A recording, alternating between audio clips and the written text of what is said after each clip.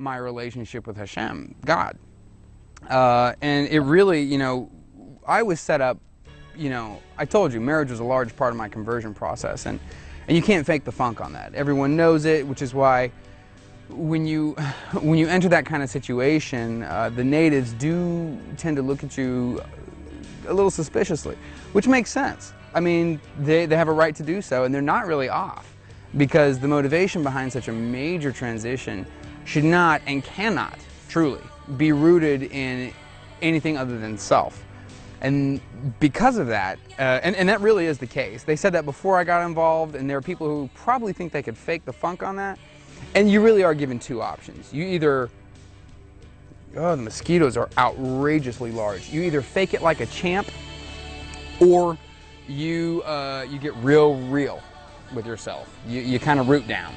I chose the latter because I don't think I was given an option, based on the fact that I had developed, though I wasn't really aware of this until a particular time, day, week and a half conversion process, I wasn't really aware of how, they're huge too, I'm telling you, man. But it's too hot not to wear shorts, I don't know. Anyway, what I'm saying is, I hadn't realized how much of a relationship I had developed with the Creator until I was in the position to kind of act on a religious ideal that might even be in conflict with my own understanding of Hashem. Or as a Christian, just God. You know, and the Jews go with God too. God, let's just go with God.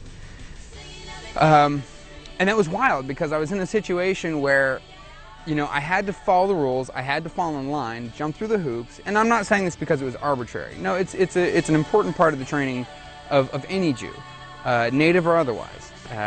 Although I would say otherwise. The same way people who learn English as a second language, or third in some cases, but who are not native to English, tend to have much better grammar, and sometimes better vocabulary than we natives do.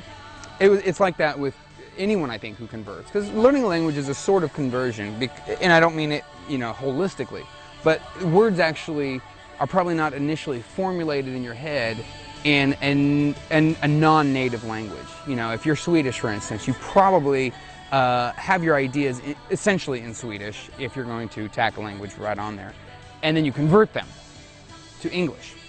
So it's in that way that I mean conversion, linguistically. Anyway, it was wild, because here I am, and the idea is, okay, I have to do this, I have to do this, I have to do this, and a lot of that was very religious. That is to say, I guess Judaic, you know, just very much Jewish in tradition, which is not how I was raised, and that was not how, it was not under those circumstances that my relationship with Hashem developed. And I found myself toward the very end really at odds with my own belief system and what I had come to know as God, and what was actually, what I felt anyway. This wasn't necessarily the case, but it was what I felt was being put upon me by a man-made thing, being religion. Now, I realize it's a 5,000-plus-year-old, you know, religion, but nonetheless, it's a man-made thing that didn't actually ask for my input. And that is not how my personal relationship with Hashem developed in the first place. So I felt at odds with doing this, and it was really interesting. I remember the final day. Let me turn this down a little bit. I enjoy this. This is the Cocteau Twins. I told you guys about that. Really interesting. Believe it or not, listen to it.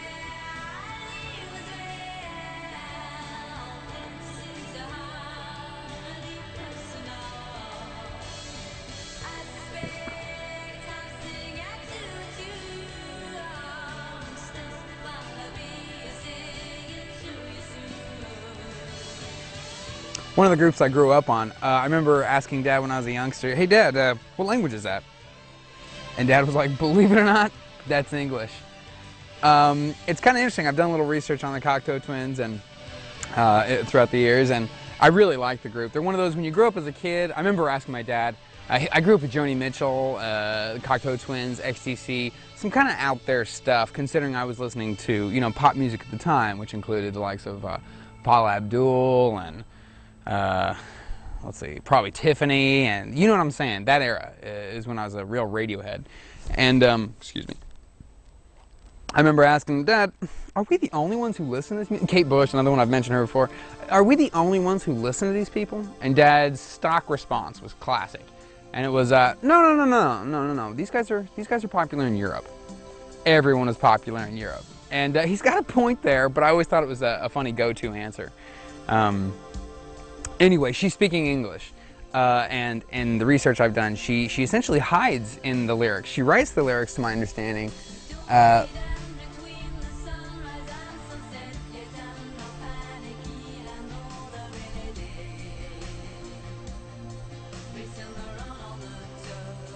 Are you making this out?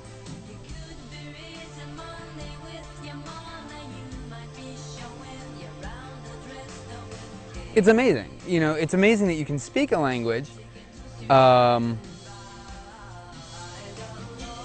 hide in it as you speak it.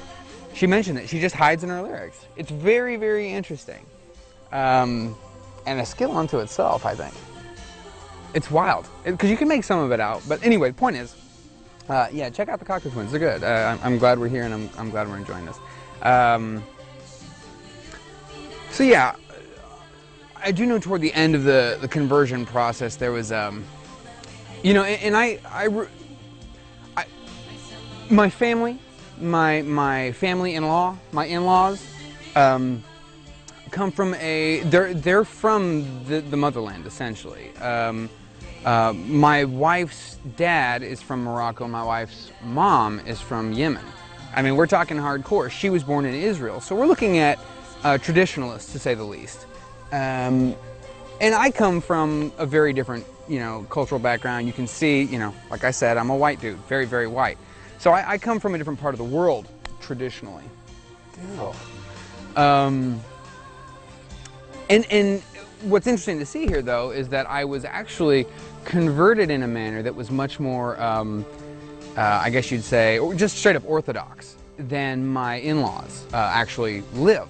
They are religious and traditional, but they're, you know, they're pretty open-minded people, very scientific in nature, and therefore don't tend to look at certain things that some might dub as superstition or folklore as things that should be taken as gospel. So there's that element. But interestingly enough, I was thrown into, or I wasn't thrown into, I opted to engage in a conversion process that did not start out particularly orthodox. I'm sorry I'm itching my nose a lot. It's just how it is for the moment. Sorry, guys. I don't know why. I think it's getting, I don't know. Anyway.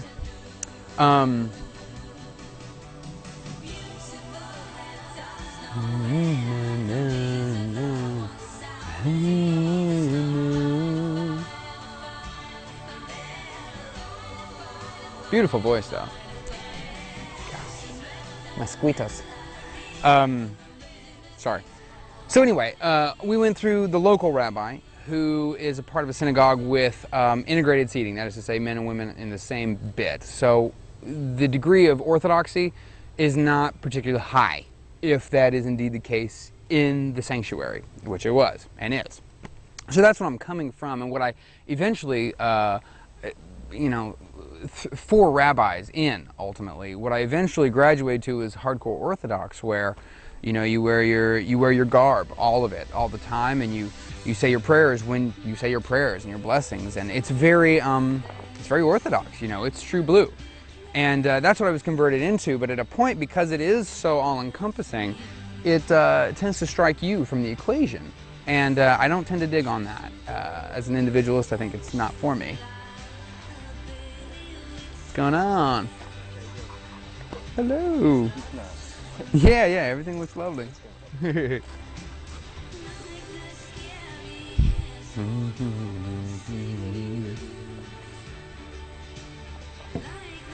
So yeah, I think pit bulls have a bad rap. I like the dogs. I think they're cool.